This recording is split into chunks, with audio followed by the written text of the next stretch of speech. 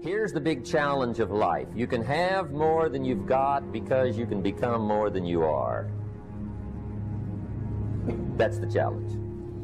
And of course, the other side of the coin reads, unless you change how you are, you'll always have what you got.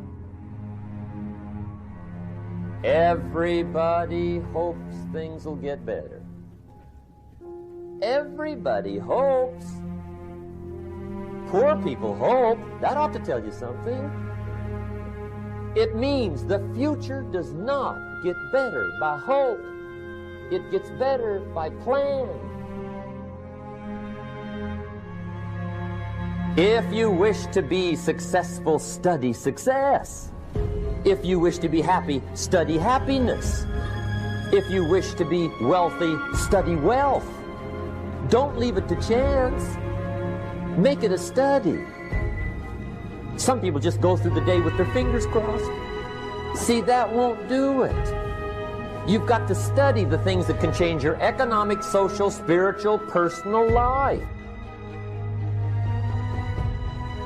If you don't like how it is for you, change it. If it doesn't suit you, change it. If it doesn't please you, change it. If it isn't enough, change it. And I challenge you to do that because you can change. See, you don't ever have to be the same again after tonight, only by choice. Get around successful people and listen.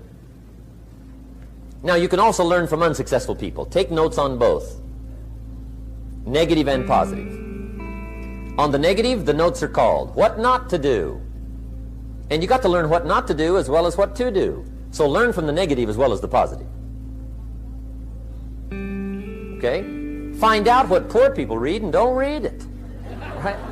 That's good information. Learn from the negative. But now you can also learn from the positive. Get around successful people. Listen to what they say. Listen to how they say it. It's important. We've all got about 16 waking hours. Practice listening those 16 hours. And I say practice listening because listening isn't easy. I found out it's easier to talk than it is to listen.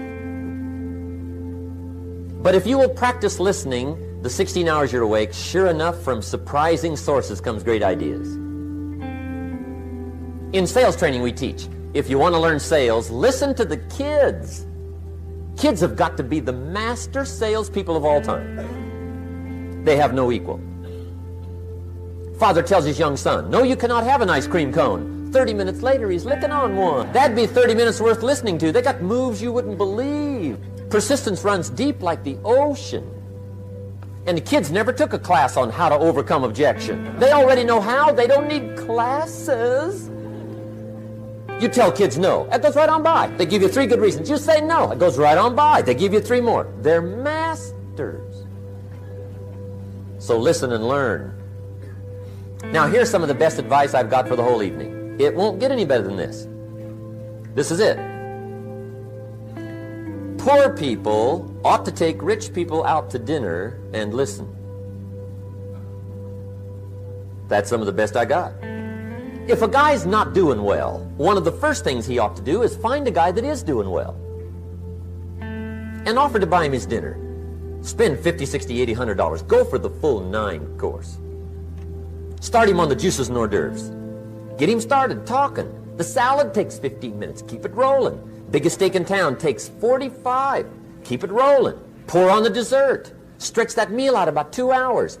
If you get a successful person to eat and talk for 2 hours, they're liable to drop ideas in your lap, change your life. Multiply your income by 2, by 3, by 5. But you're right. Poor people don't usually take rich people out to dinner. That's the problem. The guy said he's rich, let him buy his own dinner. I'm not coming up with any money. And he says, besides, you work where I work. By the time you struggle home, it's late. You're lucky to get your own supper, let alone running around trying to find a rich man to feed. And the guy's behind on his house payment. Good worker, hard worker, sincere. But you got to be better than sincere. Work hard. You wind up broke. You got to be better than a good worker. You got to be a good listener. And remember, what you read and what you hear, put the good stuff in your journal. Now, here's the third way to find out how to change your life, and that's to observe. You can pick up a lot of ideas just by watching. Get around successful people and watch. Here's why. Success leaves clues. Watch how the man shakes hands. Watch how the lady responds. People who do well do certain things over and over and over and over. And if you're clever, you can pick them up. Watch it all. If a guy's making $10,000 a month, I'd watch how he walks. Maybe that's it. Copy his funny little walk. Somebody says, well, that's kind of a silly walk. Say, it's 10,000. I haven't got the money yet, but I got the walk. It's bound to start somewhere. What I ask you tonight is to be unusual and be a good observer of what's going on. You can pick up ideas that can change your life starting tomorrow. Just be a more careful observer. Now remember, there's two ways to see. One is called sight. See with your eyes. The other one is called insight. See with your mind. See with your eyes, you'll see things. See with your mind, you'll see answers. Put your eyes and your mind to work. And the best advice on developing sight and insight is pay attention. Don't miss anything. In the weekend seminar we teach, one of the greatest fatalities to success is preoccupation, lack of concentration. The guy's mind wanders. See, you wind up average. You've got to learn to zero in and concentrate. I read a good article one time, Reader's Digest. The title...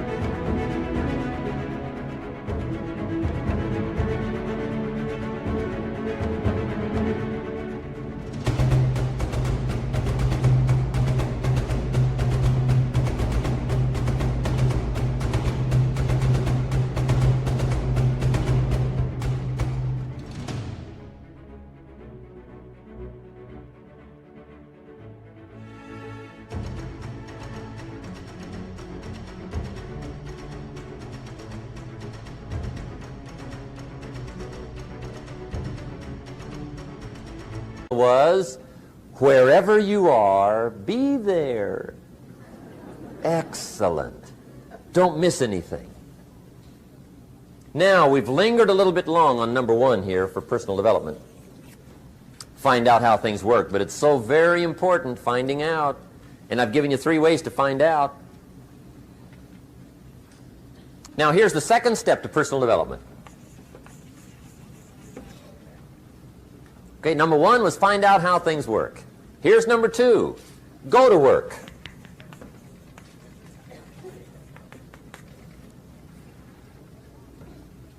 You must now take action on what you found out.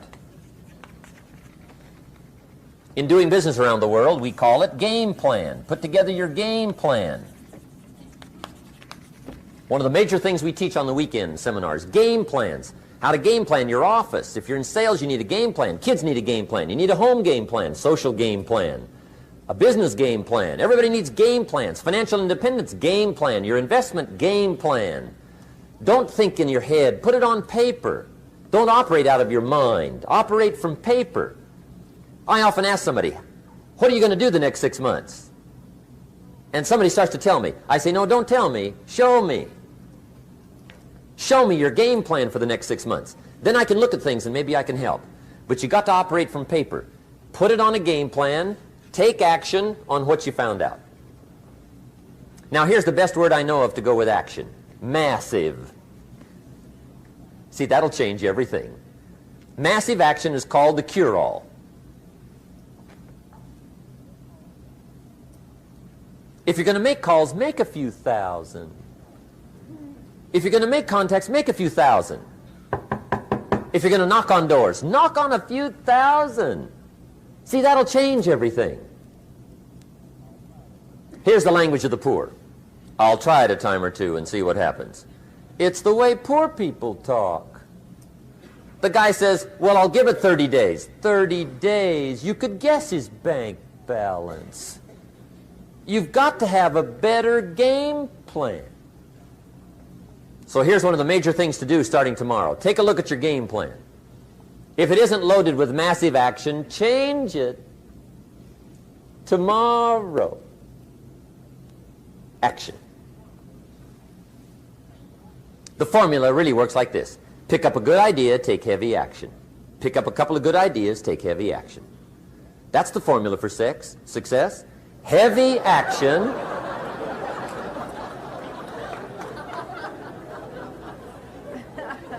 It's a good thing we can edit all this, right? The formula for success, take heavy action on a good idea. Right? That's the ratio. Now here's the key. Don't wait till you've learned 2,000 or 3,000 things. Because that way you'll use up all the time. And you could wind up smart and broke. And hey, it's okay to be dumb and broke. But if a guy's smart and broke, that's pitiful. Don't let your learning lead to knowledge. You'll become a fool. Let your learning lead to action. You can become wealthy. And there's many kinds of wealth. I understand that. Not just money. Money's one of the least of all values. I know some people with a lot of money that are very poor. Evita sings, as for fortune and as for fame, they are illusions. They're not the solutions they promised to be. So there's all kinds of wealth, but to get a big share coming your way, you've got to have a heavy action game plan. Now here's the third step to personal development, and we'll wrap up personal development. Step number 3, it's just a little caution, and all through life we need little cautions. This one simply says, don't try to beat the system. Find out how it works, work it, but don't try to beat it. Some people learn just enough to start slicing it, shading it, thinning it, cutting corners, and looking for cheap answers. See, don't fall for that. You'll wind up with a cheap life. Find out how it works best and do it that way. Even though it seems to take a little longer, do it right. Don't compromise with right. Now, under this step, here's another key. Be a quick learner. Don't let it take long to teach you. Learn quick. Don't run at the wall too many times.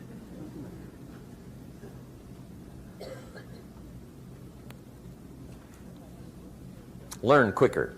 One guy said he broke his nose 7 times in the same place. Somebody says, looks like you'd stay out of that place. Learn quicker. Now the third point here is don't be stubborn.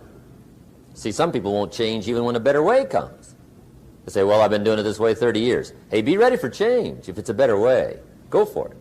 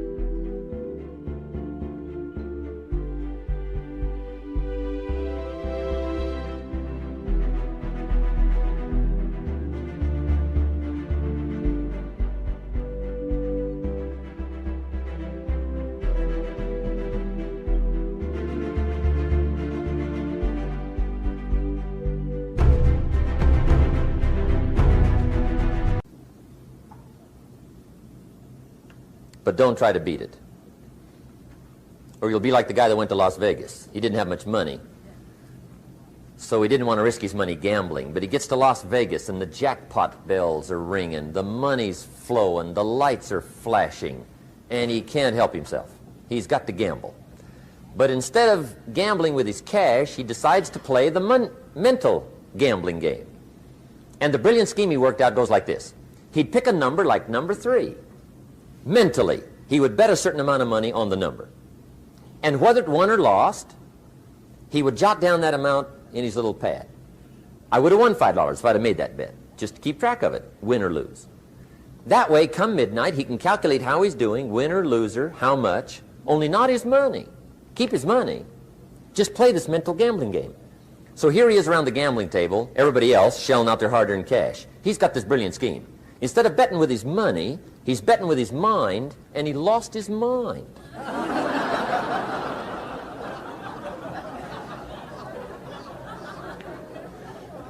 Which means don't try to beat the system, I guess. Okay, we have covered personal development.